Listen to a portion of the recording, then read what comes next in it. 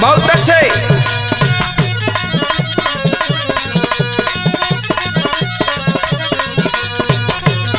क्या बात है।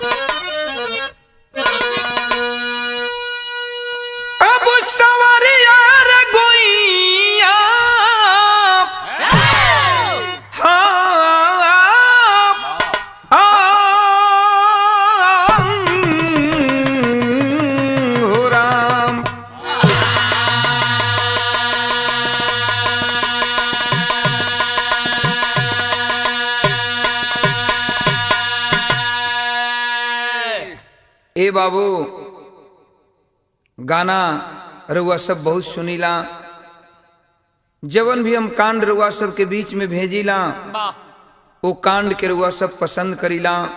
हम ओम प्रकाश सिंह यादव एंड पार्टी आप रउआ सब के आभारी बानी जा, हमनी के कलाकार आदमी कि रउआ सब हमनी के गावल हमार गावल पसंद करत बानी सबे। फिर एक कांड रउआ सब के हम भेजत बानी, ई गाजीपुर जिला का कांड बा, लेकिन वास्तव में एक बार अगर रउआ सब ध्यान से उन्हीं कांड के सुनब तो एक बेर सोचे पर मजबूर होखब कि हाय रे भगवान, एक कलयुग में हर युग में अइला तू, लेकिन एक कलयुग में काहे नहीं खयावत अपन रूप बदल के।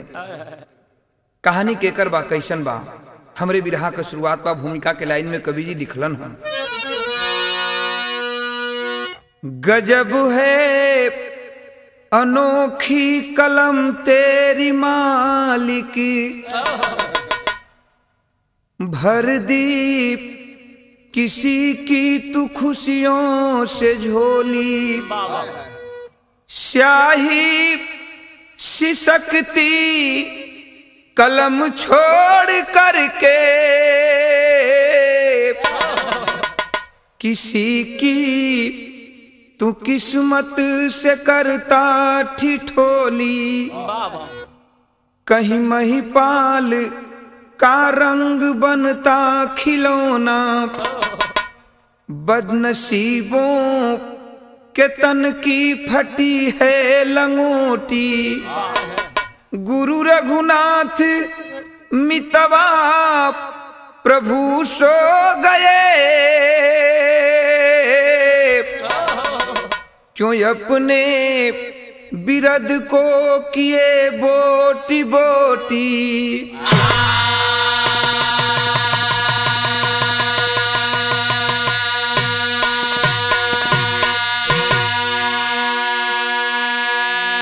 बाबूजी, जो ये गीत मैं आप लोगों को सुना रहा हूं, वैसे तो आप लोग पेपर में पढ़े भी होंगे, लेकिन मैं अपने आंखों से देखी हुई बात गीत के रूप में गाकर आप लोगों को सुना रहा हूं। कोई ये कपोल कहानी नहीं है। ध्यान देंगे, एक लाइन क्लासिकल गजल के लाइन लिहल गई मास्टर का।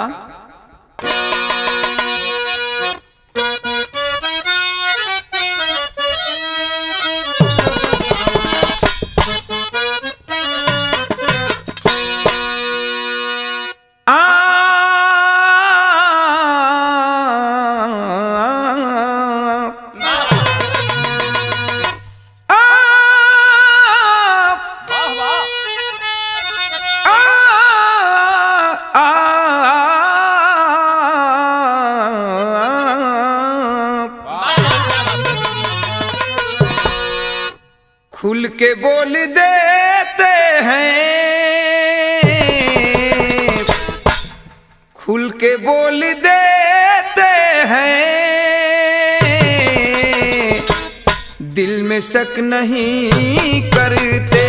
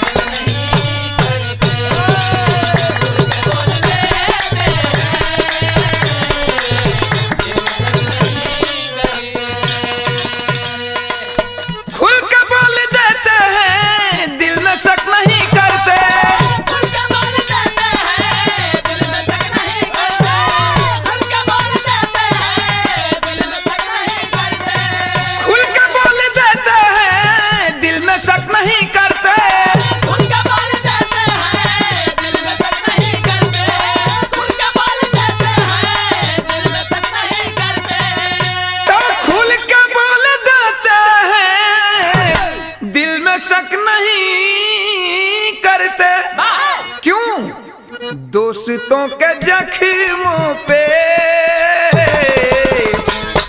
दोस्तों के जख्मों पे हम नमक नहीं रखते।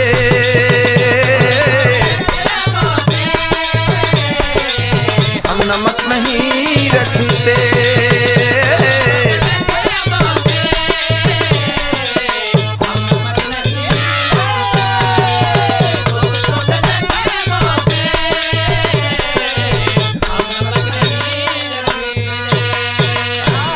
लेकिन 2 लाइन मालिक के ऊपर लिखा गया, बड़ी अच्छी बात कवि ने लिखा है क्या कि रहमत जब गरीबों पे,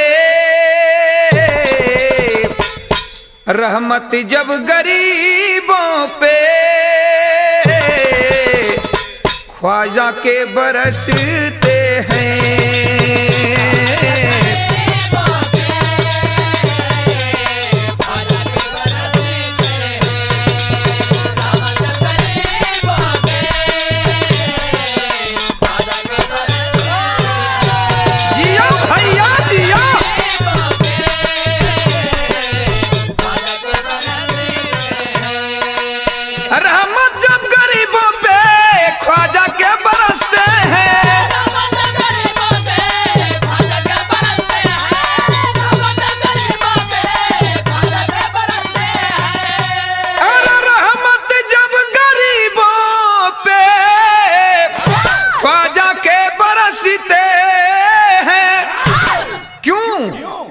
आगोश में मुसीबत के, आगोश में मुसीबत के फिर को ये तड़पते हैं।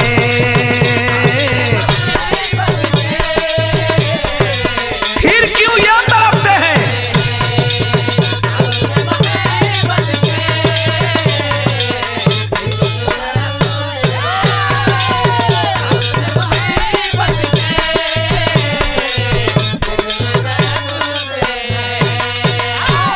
हमरे गाना का शुरुआत बा बाबूजी, कहानी कहवा कबा केकर बा, कहानी कैसन बा, एकदम शीशा जैसन कहानी झलके लगी। नजम की लाइन में लिखल गई, का लिखल गई भैया?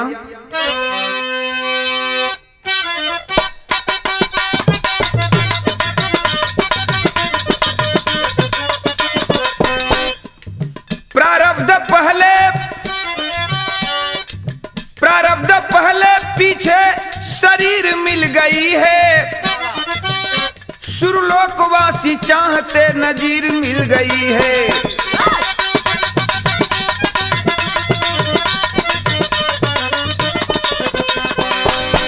तन मन करो न्यौछावर,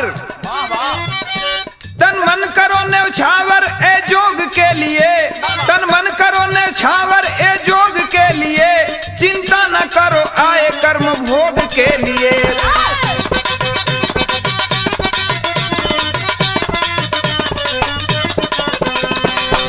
सुनिए सुनाऊं यारों एक पग फिसल रहा है, घटना घटी है ऐसी कि दिल पिघल रहा है। सुनिए सुनाऊं यारों एक पग फिसल रहा है, घटना घटी है ऐसी कि दिल पिघल रहा है। जनपद गाजीपुर में प्रधान की बरेजी, जनपद गाजीपुर में प्रधान की बरेजी, आंसू न रोक पाया भले ही हो कटकरेजी।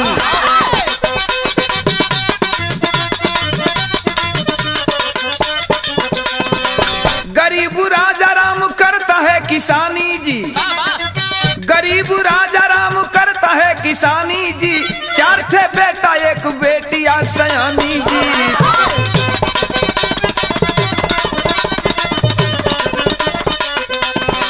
घर पर जोगी एक लड़का भेटाया है, घर पर जोगी एक लड़का भेटाया है, 20 अप्रैल का दिन शादी का खवाया है।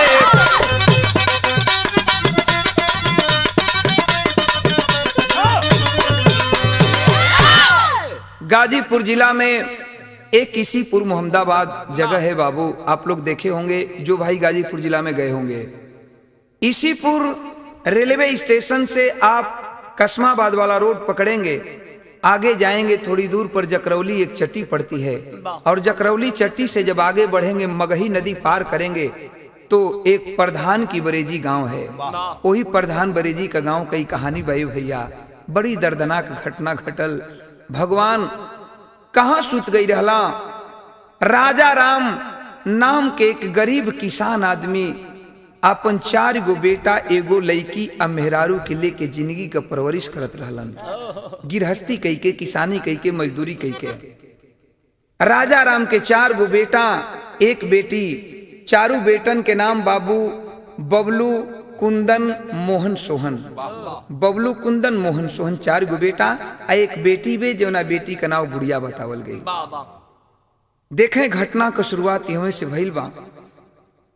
बिटिया धीरे धीरे सयान भइल, जब जवानी के दहलीज पर भइल त राजा राम सोचलन कि कहीं घर वर देख के बेटी का शादी ब्याह कह दिहल जाए।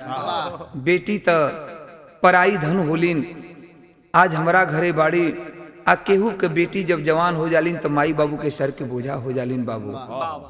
घर बर तलाश के 20 अप्रैल 2008 के राजा राम बेचारे अपनी बिटिया के शादी तय कर दिहलन। आ जब शादी तय कर दिहलन तो भइल का बाबूजी, यहाँ एक लाइन तरज बा। का तरज का लाइन बा?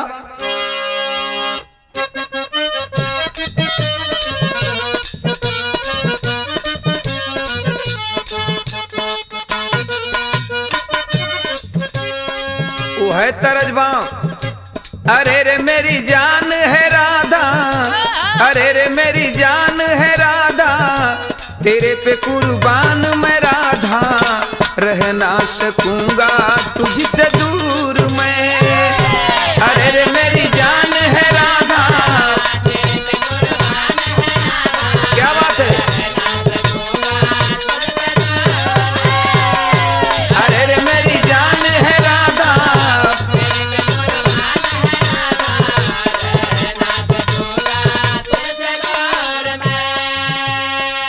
अरे जब बिटिया का शादी का 20 अप्रैल का दिन धराइल बा 2008 20 अप्रैल के भैया।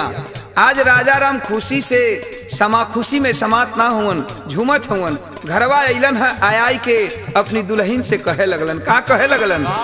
सुना हो सुना बचवा के माई, सुना हो सुना बचवा के माई, दीन त गइल धराई, गुड़िया के अपना बियाह के।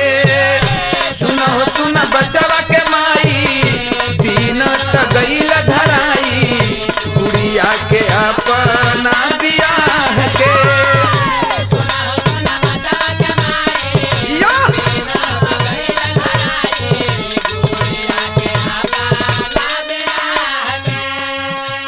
सद झज के बेटी के बारात आई हो, दूल्हा के साथ में जमात आई हो।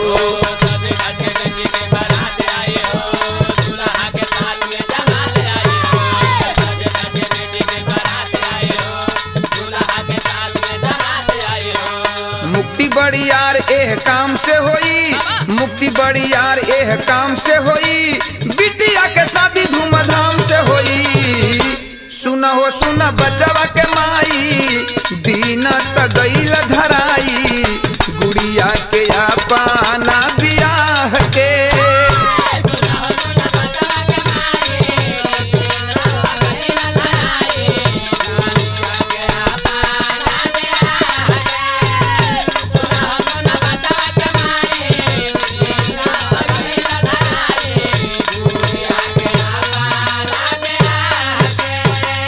ए भैया, राजा राम अपना दुल्हन से झूम झूम के बतावत हुवन, बड़ी खुश बाणन कि बिटिया का दिन धरा गई। 4 गो बेटा में एक ही बेटी भगवान देहले हुवन।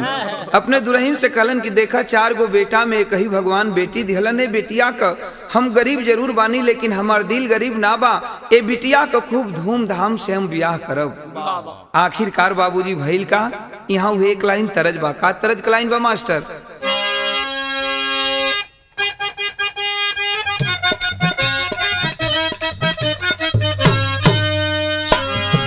है तरजबा। कैसे धरी धीर मन होता या धीर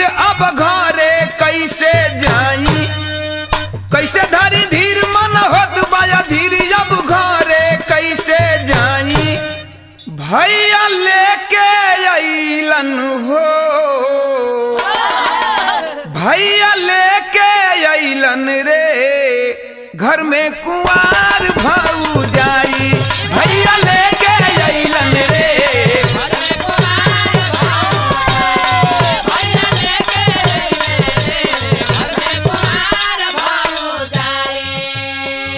हमरे गाना का भाव पर ध्यान रहे। ए भैया कवि जी लिखलन ह, सुन सुन सैया कम बसमैया ली जा कम ओरियाई, सुन सुन सैया कम बसमैया ली जा कम ओरियाई, गेहुआ पाकी गइल बाहो, गेहुआ पाकी गइल बाहो, शुरू कइल जाऊ कटाई, गेहुआ पाकी गइल बाहो, शुरू कइल जाऊ कटाई।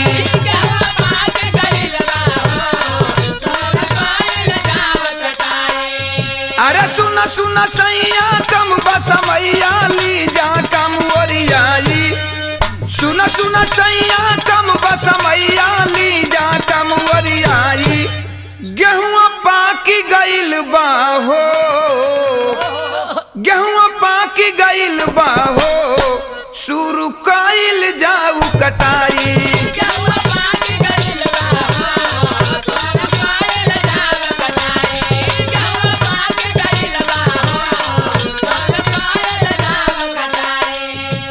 कुंदन बबलू के ले जाके संगे कदना शुरू कतनिया,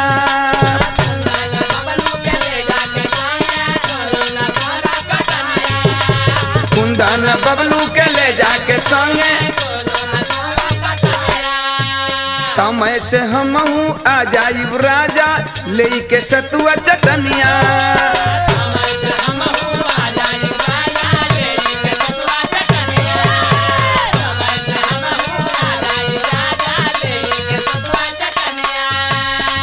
मेहनत का सुबह शाम घर ले आके अनाज तब नेवता दिया घुमाई, मेहनत का सुबह शाम घर ले आके अनाज तब नेवता दिया घुमाई, गेहुआ पाकी गइल बाहू, गेहुआ पाकी गइल बाहू, शुरू कइल जाऊ कटाई।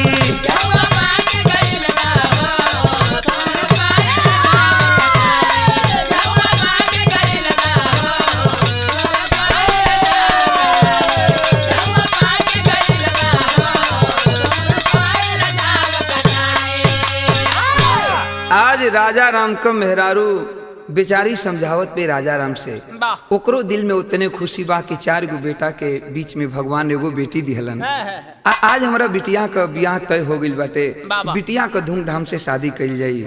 राजा राम के समझा के कहलिन कि देखा बिटिया के शादी से पहले एक काम करे के बा कि गेहूं वगैरह सब जौन बा हमन का पाक गइल बा, आ गेहूं पाक गइल बा, आ लइकन के लेके 2 गो लइका तो छोटे छोटे होन, दोनों कुछ मदद करिहन, दोनों लइकन के लेके बिटिया के लेके आजा गेहूं के कटाई अब करे के काम बाटे। काहे कि हम सोचत मानी कि बारात से पहले हमनी के दाएं मीस के अनाज घर में रख दिहल जाओ। मेहरारू समझावत पे अब मेहरारू के कहला अनुसार आज भोरहरिये में उठलहन राजा राम, दोनों लइकन के लिहलन, अपना बेटी के लिहलन, जौना बिटिया का शादी का दिन धइल बा।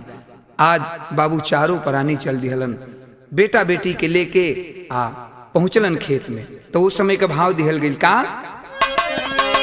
यहाँ एक लाइन तरज बा मास्टर, का तरज का लाइन बा,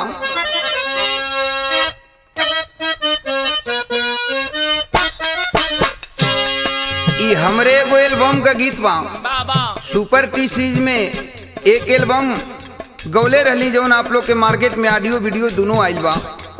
कैसेट का नाम रहल मुन्ना भाई लगौले रहा, ओकरा में गौले रहली का कि घास गढ़े चल दोपहरिया में,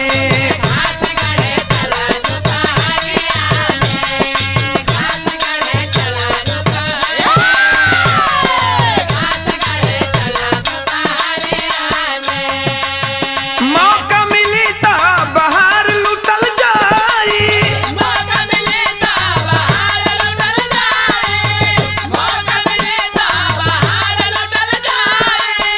मौका मिली ता बाहर लुटल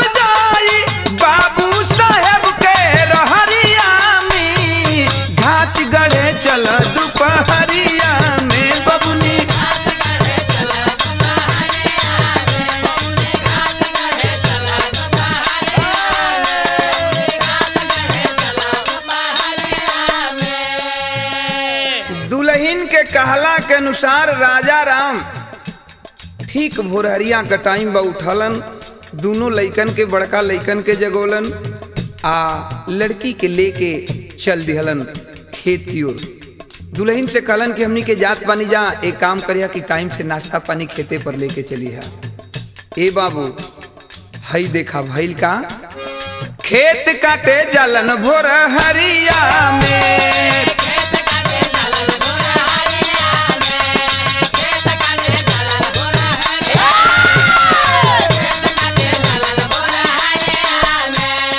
कुंदन बबलू गुड़िया के संगवा लिया के, कुंदन बबलू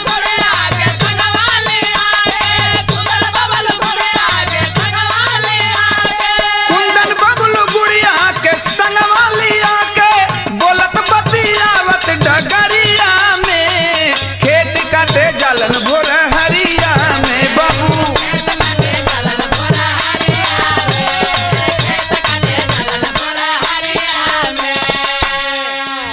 कुंदन बबलू जौन दोनों बड़का लड़का हुन, साथ में लड़की बेटी गुड़िया के लेके चल दिहलन। दोनों लड़का छोटे छोटे जौन बाड़न सन सोहन मोहन घरवे हुन, ऊ बधार में जाए लखना हुन। माई कहलिन कि नहीं तह लोग बेटा घरे रहा लोग, तह लोग बधार में जीवा लोग, सिवान में जीवा लोग, धूप लग जाई, घाम लग जाई, बीमार पड़ जीवा लोग। दोनों लड़कन के घरे छोड़ के ऊ त राजा राम चल गईलन।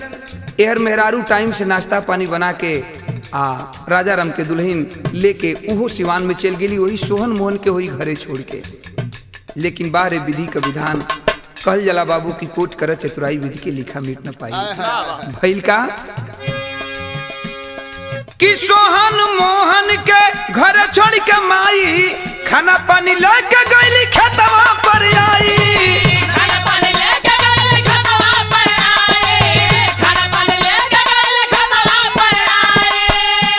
सोहन मोहन के घर ही छोड़ के माई लेके चलल बे सोहन का दुल्हन।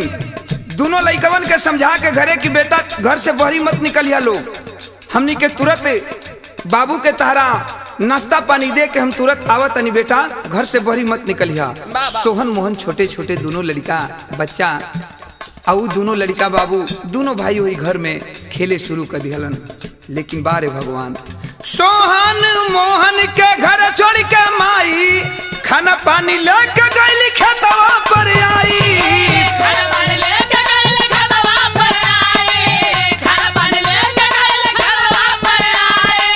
एहर दोपहरिया में सब छहाता,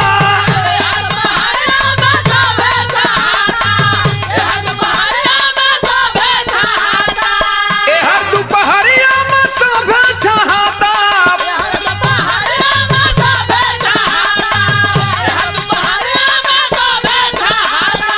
एहर दोपहरिया में सब छहाता, गड़बड़ भइल बाटे बखरिया में, खेत काटे जलन भोर हरिया में बाबू।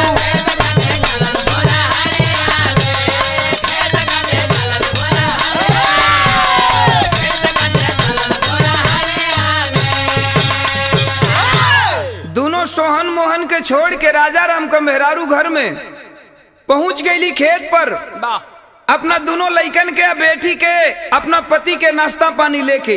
दोनों लइका छोटे छोटे बच्चा वही घर में खेलत हवन, सोचत हवन कि तबले माई खिया के बाबू का आ जाई। लेकिन यही में विधि का विधान घटना घटल बा। का घटल बा घर में बाबू?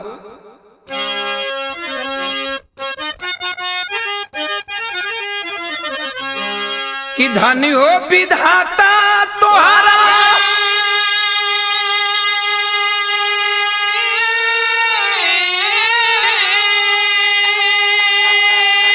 धनी हो विधाता तोहरा, विधि के विधान बाटे,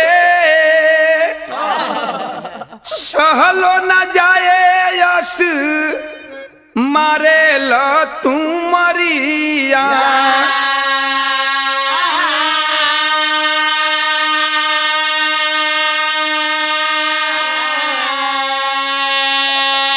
सोहन मोहन दोनों भाई मिलके खेलत रहले,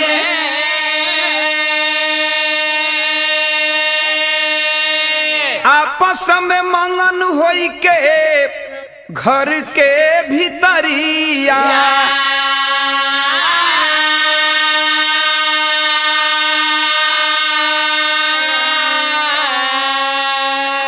दोनों भाई मंगन होके वही घर में अपना खेलत हवन मिल के।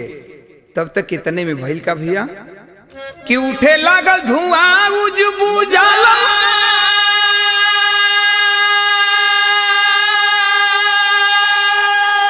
उठे लागल धुआं उजबू जाला दोनों बिरानावा हो।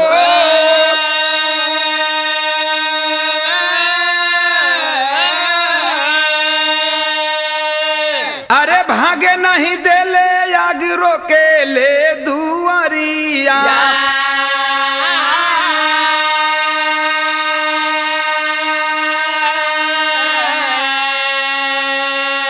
रोवस कही माई माई रोवस कही माई माई सोचस कैसे भागल जाई जरे लागल देहा लौके चारों ओर अन्हरिया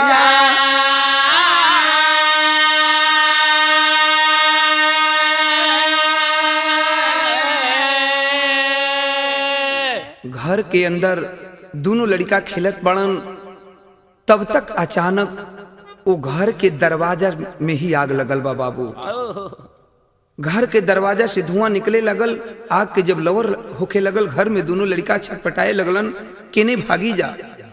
दोनों लड़का वही घर में एक कोना से वो कोना से एक कोना दौड़ दौड़ भागत हुवन। वो ओकरा के बचावत बा वो ओकरा के बचावत बा। दोनों भाई अपने में वो ओकरा के सांत्वना देता वो ओकरा के सांत्वना देता, लेकिन आग तो वही दुआरी में लग चुकल बा, निकले के कोनो रास्ता ना बा। अब दोनों लड़का बिलक बिलक के समझ गिलन कि अब हमनी के घर से ना निकलब जा। मासूम दो ठे लड़का बाबू दोनों बच्चे मासूम उसी घर में बिलक बिलक करके रोने लगे और रो करके कहते हैं, क्या कहते हैं बाबू?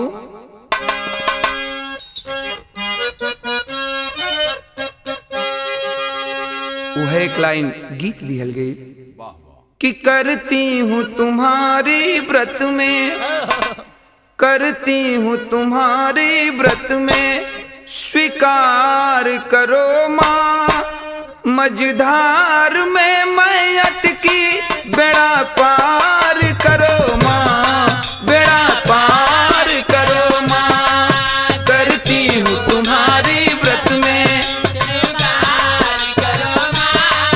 मझधार में मैं अटकी बेड़ा पार करो माँ बेड़ा पार करो माँ करती हूँ तुम्हारी व्रत में स्वीकार करो माँ मझधार में मैं अटकी बेड़ा पार करो माँ बेड़ा पार करो माँ। लड़कन के आगे पीछे केहू ना बा, बस एगो माई याद आवत बे कि हो सकत बा कि माई का जन बाबू को खिया के अब लौटल हुई माई हमनी की आवाज सुनी तो दौड़ के हमनी के बचा ली। छोटे छोटे लड़का वही घर में बिलक बिलक के रोत हुवन। बिलख बिलख के माई बिलख बिलख के माई के गोहरावस बचवा एक दूसरा के जरे से बचावस बचवा हो बचावस बचवा के गोहरावस बचवा एक दूसरा के जरे से बचावस बचवा हो बचावस बचवा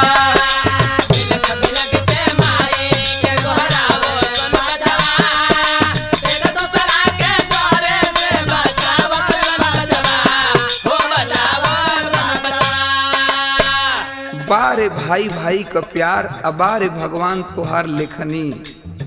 सोहन जरे लागल तो दौड़ के जाके वो घर में मोहन को के छाप पियलस बाबू। और जब मोहन से बर्दाश्त न भइल फिर मोहन जरे लागल तो फिर सोहन जाके छाप ले।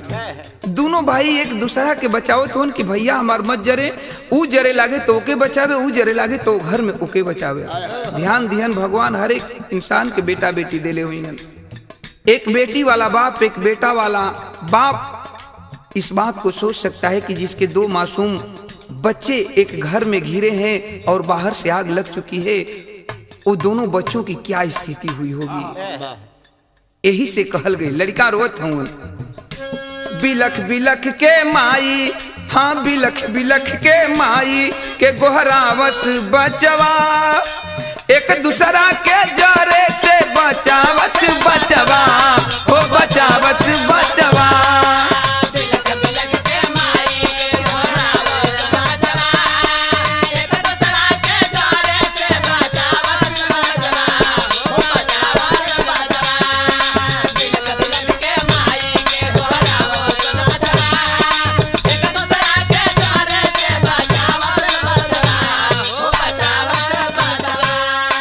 मोहन कहले सोहन से अब जान बच जाई, चला ये कोठिला में जाई जालू काई, चला ये कोठिला में जालू काई, चला ये कोठिला में जाई जालू काई। मोहन कहले सोहन से अब जान बच जाई, चला ये कोठिला में जाई जालू काई।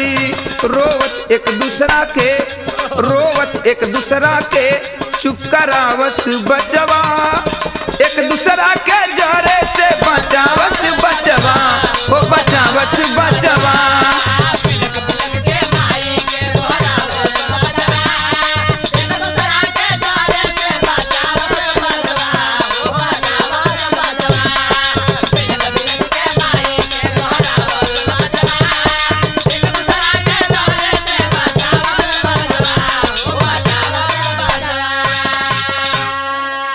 अब ओ घर में उ दोनों लड़कन के सामने बचे का कोनो विकल्प ना बा बाबू। दोनों भाई जरे लगलन। जौन सोहन बड़ा रहे, बड़का भैया सोहन मोहन के पकड़ के कलश के मुन्ना अब एक ही उपाय बा कि हमनी के बचब जा। चला वही घर में एक कोठिला रहे बाबू। देहात में गांव में अनाज धरे खातिर लोग कोठिला बनावेलन। वही कोठिला में कहत बा कि चलो भैया यही कोठिला में हमनी के दोनों भाई घुस जाइल जाओ, बाहर से आग बाटे कोठिला में हमनी के बच जाइब जा। जब कोठिला में घुसे लगलन, ओहू में जब गरम बर्दाश्त ना भइल, आग जरे लागल, तो जितना बोड़ा ओ घर में रहे बाबू, लेवा बिछौना, वही लेवा बिछौना के ओढ़ के दोनों मासूम दोनों बच्चे उसी कोठिला में घुस गए। लेकिन आग अपनी चरम सीमा पर है। आग थमने का नाम नहीं ले रहा है बाबू। धदा धदा धदा धदा आग दोपहरिया में जलत बा, गर्मी के मौसम बा, गांव में मचल हलचल। तब कवि जी भगवान से एक बात लिखलन तेरी के रूप में।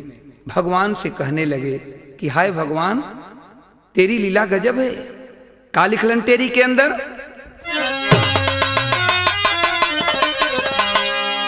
ए भैया खुदा की खुदाई रो पड़ी,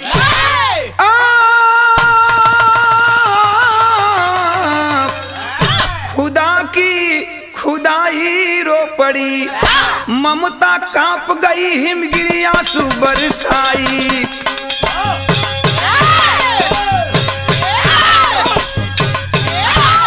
ममता कांप गई हिमगिरी आंसू बरसाई, खुदा की खुदाई रो पड़ी। पूरा गांव में हलचल मच गए, पूरा गांव में हलचल मच गए। पानी ले लोग धावे, प्रचंड रूप अग्नि के तनिको नाही बस में आवे। आग लागल बा घर में, आग लागल बा घर में। राजा राम खबर जब पवले, बेटा बेटी पत्नी के संग छाती पीटत धवले। ई गांव में हलचल मचल। गांव के कुछ दौड़ के लोग और राजा राम के घर के नजदीक इलन बुतावे को कोशिश करत हुए। ई खबर मिलल बा सिवान में राजा राम के। राजा राम के दुल्ही दोनों लड़का एगो बेटी दौड़त छाती पीटत भागत लोग घर के दरवाजा तरैलन। जब घरे अइलन देखत हुवन कि चारों ओर से घर के आग लग चुकल बाटे। लोग बुझावे का प्रयास करत हुवन, लेकिन आग बुझे का नाम ना लेत बा। और वही घर में हमार दोनों मासूम बच्चा हुवन। यहाँ एक लाइन तर्ज दिहल गई। का तर्ज का लाइन बा मास्टर?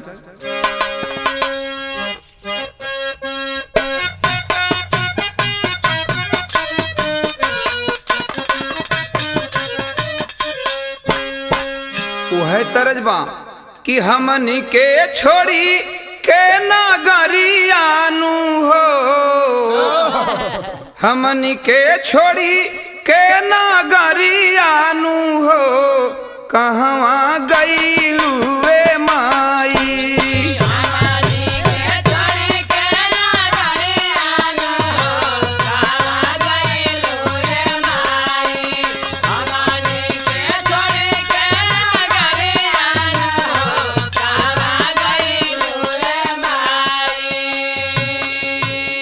राजा राम का दुल्हन बर्दाश्त ना करत बे बाबू। जेवना माई के दूठे मासूम बच्चा घर में तड़पत हुवन, बाहर से आग लग चुकल बाटे, आग बुझे का नाम नहीं खिले, पूरी गांव के लोग जुटल हुवन, हाहाकार मचल बा। माई कैसे बर्दाश्त करी जेकर आंखी के सामने दूठे मासूम बच्चा जरत हुवन। अपने राजा रामपति से जाके रो रो एक ठे बात दुल्हन कहत बे कि हा जरा भवनवा सजनवा सजा के पूछेली, सजनवा से जाके पूछेली,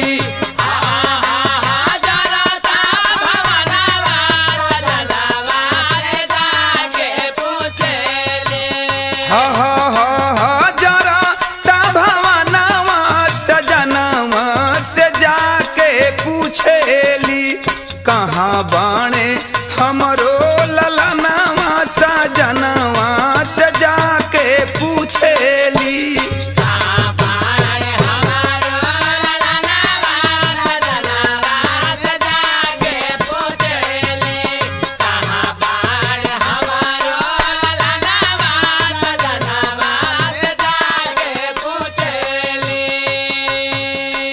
आखिर राजा राम का करत, किसी तरह बाबू गांव के लोग गाजीपुर फोन किए जिला अंदर।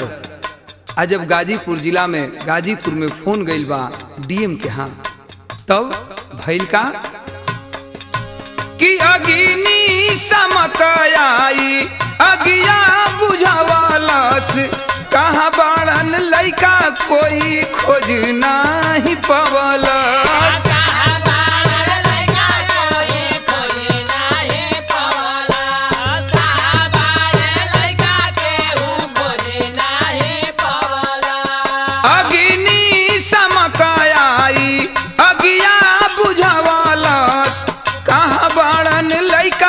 कोई खोज नहीं पवलस, कोठिला पर पड़ल बाधियानवा सजनवा से जाके पूछेली।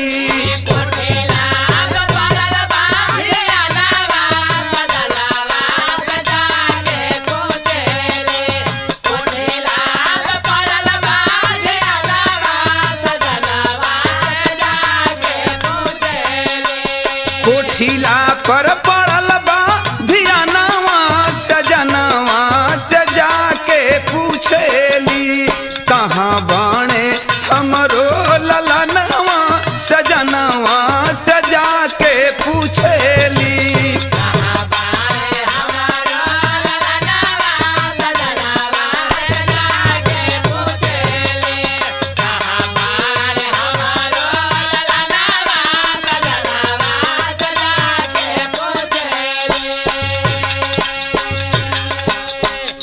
आखिर डीएम के यहाँ लोग गांव घर के मिल करके बाबू फोन किए। डीएम साहिबा गाजीपुर के डीएम उस समय महिला थी। उस डीएम गाजीपुर के डीएम का नाम ऋतु महेश्वरी था। जब ऋतु महेश्वरी डीएम साहिबा को जब खबर मिली है, तुरंत अग्निशामक आग को बुझाने वाला जो होता है बाबू भेजती हैं टैंकर गाड़ी की, और पानी से बुझाया जाता है। जो आती है गाड़ी पानी वाली, आग पर किसी तरह से बाबूजी उस आग को थामा गया, रोका गया, आग बुझी थोड़े देर में। लेकिन जब आग बुझल बा ओ घरी अब आपन मतारी दोनों बचवन के घर में दौड़ के चारों ओर खोजत बे, लेकिन दोनों लइका कहीं लौकत ना होन। दोनों लइका कहीं ना लौकत होन। अंत में कुछ लोग का नजर पड़ल ओ घर के कुठिला जवन रहे, वही कुठिला में जब कोठिला पर नजर पड़ल देखत बा लोग यहाँ कुल कपड़ा लता जरल बा, कपड़ा लता त रख रहा दूसरे जगह ई रेगनी पर टांग रहा, लेकिन कोठिला तर कैसे आयल कपड़ा लता, लोग के शक भइल। जब कोठिला लोग हटौलन बाबू तो का देखत हुवन, दृश्य बहुत भयावह, दृश्य बहुत दर्दनाक, कारुणिक दृश्य वहां हो गया बाबू। दोनों बच्चे किस हालत में उस कोठिला के अंदर पड़े थे। कवि जी लिखे हैं क्या कि अरे जरी के जुटियाई गइल, हाँ जरी के जुटियाई गइल, रहले लाला नवा हो, जरी के जुटियाई गइल, रहले लाला नवा, जरी के जुटियाई गइल, रहले लाला नवा, जरी के जुटियाई गइल, रहले लाला नवा, माई बहू रहिया बनके, हाँ माई बहू रहिया बनके करेली चुमानवा हो, माई बहू रहिया बनके करेली चुमानवा, माई बहू रहिया बनके करेली चुमानवा। जवने मतारी के आँखी के सोजा ओकर दूठे मासूम बच्चा बाबू जल गए, माँ देखती रह गई, अपने बेटे को बचा तक नहीं पाई। वो माँ कैसे बर्दाश्त कर सकती है भैया, उस माँ का कलेजा तो फट जाना चाहिए, लेकिन देखें वो माँ कर ही क्या सकती है। दौड़ के जाके वो दोनों लइकन के कोठिला से निकाल के मतारी का दिल वो दोनों लइकन के अपने छाती से लगा के ठोकत पे कलश की बाबू मुन्ना उठा लो, पागल हो गई है माँ।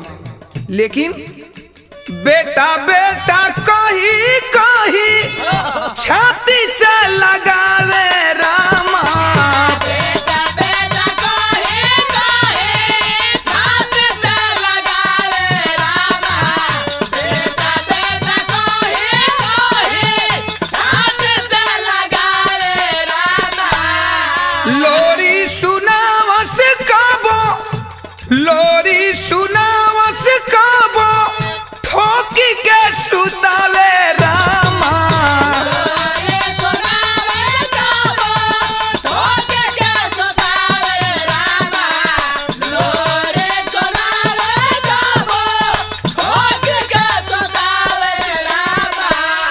राजा राम मूर्छित बिलखस, राजा राम मूर्छित बिलखस, बहिना बिरानावा हो, माई बहू रहिया बनके, माई बहू रहिया बनके करेली चुमानावा हो, माई बहू रहिया बनके करेली चुमानावा, माई बहू रहिया बनके करेली चुमानावा।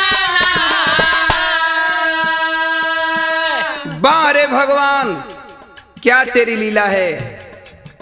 अरे प्रमाण मिलता है पुराण में कि ये दुनिया के मालिक, तूने तो आवा के बीच में बिलाई को बचाया था।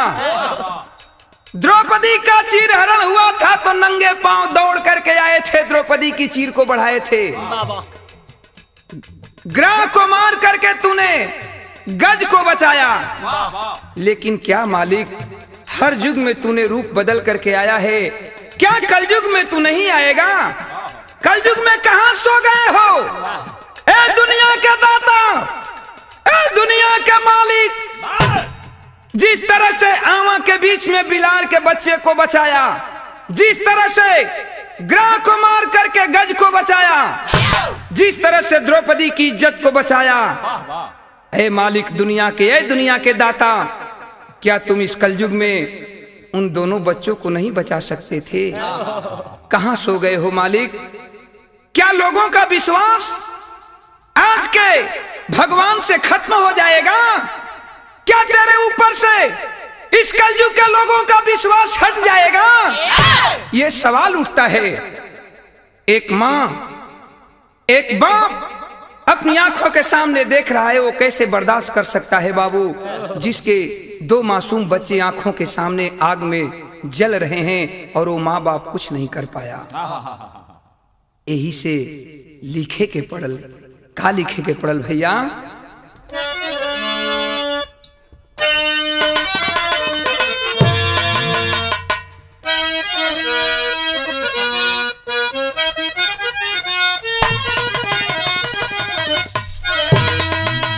एक कलयुग में ये देखल जात बका, हाँ हरदम गरीबवन पर, हाँ हरदम गरीबवन पर आवेली अफतिया बाबू, हरदम गरीबवन पर आवेली अफतिया दादा, पग पग पे ठोकर देवेलन बरियार, दुनिया के दाता है, दुनिया के दाता विधाता कहाँ सूतल रहला, दुनिया के दाता विधाता कहाँ सूतल रहला, देखी देखी के कांप जाई, देखी देखी के कांप जाइबा तू करतार, सुन के खबरिया डीएम एसपी धावली आइले भैया, सुन के खबरिया डीएम एसपी धावली आइला न भैया, थाना छोड़ पहुंच गइल उहवा थानेदार, नगर निवासी सब करलन मदतिया बाबू, नगर निवासी सब करलन मदतिया भैया, सबूर देख होनी के ना सकल कोई तार, सब लोग संतोष धरावत हुवन, इतना तक कि बाबू डीएम साहिबा एसपी आए हैं। और जब डीएम साहिबा, जैसा कि मैंने आप लोगों को बताया कि डीएम साहिबा का नाम रितु महेश्वरी जी, जब आई हैं और उस दृश्य को देखी हैं, जा करके जब दृश्य देखी हैं तो अवाक हो गई, क्योंकि एक औरत थी रितु महेश्वरी, और हर औरत अपने मासूम बच्चे की ममता को जानती है, हर माँ अपने बेटे की ममता को जानती है। वो रितु महेश्वरी बर्दाश्त नहीं कर पाई, रितु महेश्वरी को गस्त आ गया बाबू। प्रत्यक्षदर्शी देखने वाले लोग यहाँ तक बता रहे थे कि रितु महेश्वरी तुरंत बोली कि हमको किसी तरह गाड़ी में बैठाओ। लोगों ने रितु महेश्वरी डीएम साहिबा को गाड़ी में बैठाया और रितु महेश्वरी कही कि मैं 1 मिनट अब यहाँ रुक नहीं सकती, मुझसे बर्दाश्त नहीं हो रहा है। और रितु महेश्वरी वहां से रोती हुई जिला अंतर्गत गाजीपुर चली आई। लेकिन हुआ क्या बाबू? कहल गई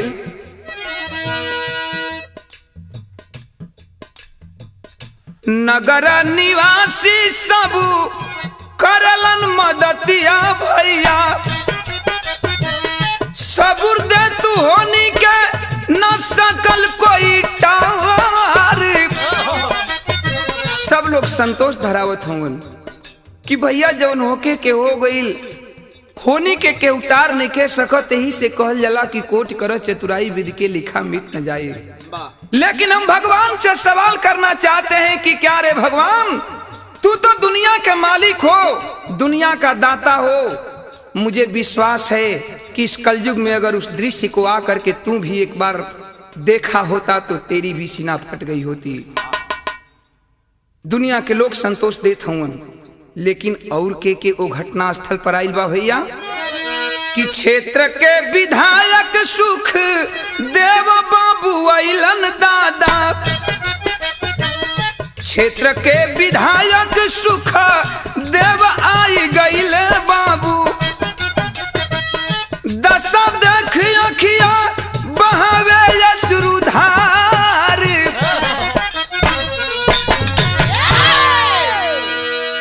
आग लगी थी और आग को बुझाने के लिए सबसे पहले उस जगह पर राजा राम के घर पर कोई पहुंचा था बाबू। तो उन पहुंचने वाले में रमेश जी थे, राजेश थे, मनोज थे, अच्छे लाल प्रधान जी थे, संतोष और मन्नू। सबसे पहले उस जगह पर ये लोग जा करके आग को बुझाने का काम किए।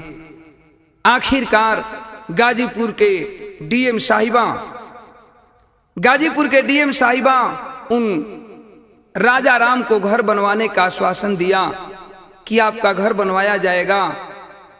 विधायक जी भी अपने फंड से कुछ पैसे देने का काम किए। तुरंत राहत कोष से उन्हें राजा राम को कुछ पैसा दिया गया। लेकिन मैं कहता हूं बाबू कि आप कुछ भी दे दें। घर में बेटी की शादी थी, घर में बिटिया की शादी है, और उस बेटी की शादी में जहां धूमधाम से सोच रहा था राजा राम और राजा राम की दुल्हन कि भगवान ने 4 बेटा के बीच में एक ही बेटी दिया है और ये बिटिया का बड़ा धूमधाम से शादी कईल जाई।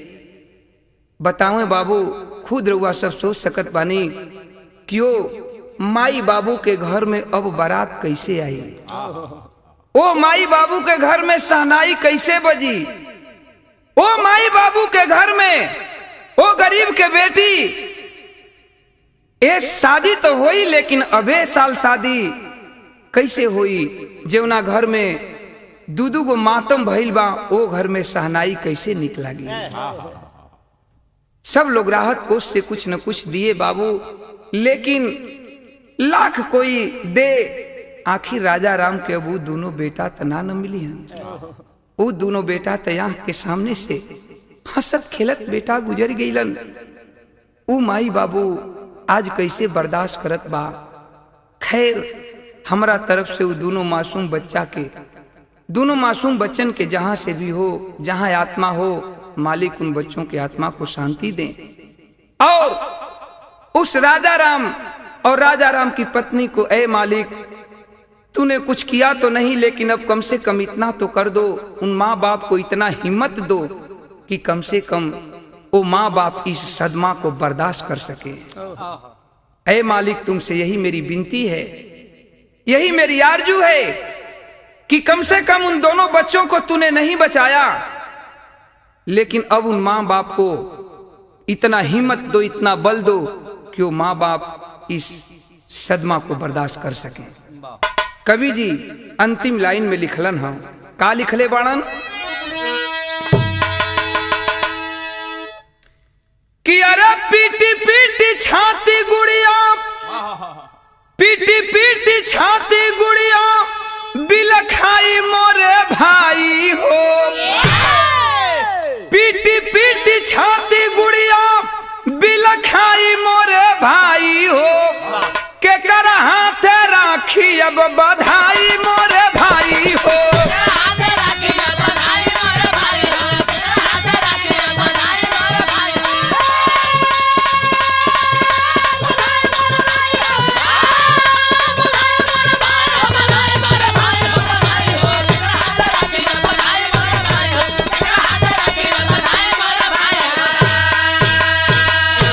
सब एक तरफ बा, लेकिन ध्यान दिहन बाबू की वो बहनिया गुड़िया जमुना के शादी का दिन 20 अप्रैल के धई रहे। 8 अप्रैल का घटना बा, 8 अप्रैल 2000 के घटना है। 20 अप्रैल के वो बहन का शादी का दिन निश्चित बा। अब ध्यान दिहन कि वो बहनिया अपने अंदर गलानी करत पे, सोचत पे कि समाज, ये दुनिया के लोग ये सोचिहन कि ए लड़की के ए लड़की के भाग्य ठीक नहीं खे, एकर साइज ठीक नहीं खे कि एकर ब्याह के दिन धराइल, एकरा घर में 2 भाई मर गइलन, एकर आंगच ठीक नहीं खे। लेकिन दुनिया कुछ भी कहे, वो आज बहनिया दोनों भैयवन के लसिया के लेके छाती से लगा के रोवत बे। एक बात कहत बे, का कहले बे कि शादी के मंडप में बोला लावा के मिलाई, भैयवन के लसिया लेके रोत बे। कहलस कि भैया अगर हमार बियाहो हुई तो अब ई कार्यक्रम जो होला दुनिया का रीति रिवाज बाई के करी कि शादी के मंडप में बोला लावा के मिलाई, तीज बहुरा चौथ के अब पाहुर के पहुंचाई। अरे दीदी दीदी कही के बोलाई मोरे भाई हो, दीदिया कही के बोलाई मोरे भाई हो, फाटित धरती जाती हम समाई मोरे भाई हो।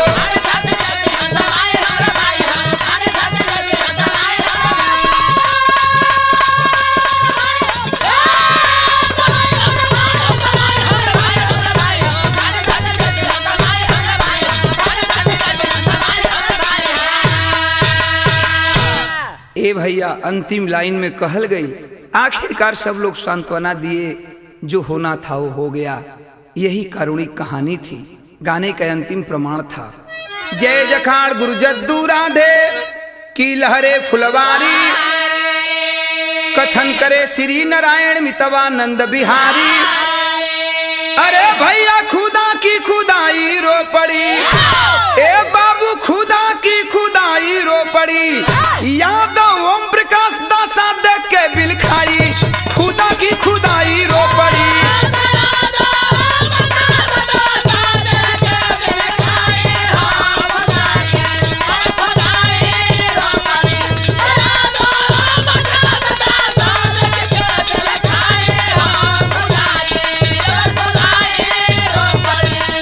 आए भैया धन्य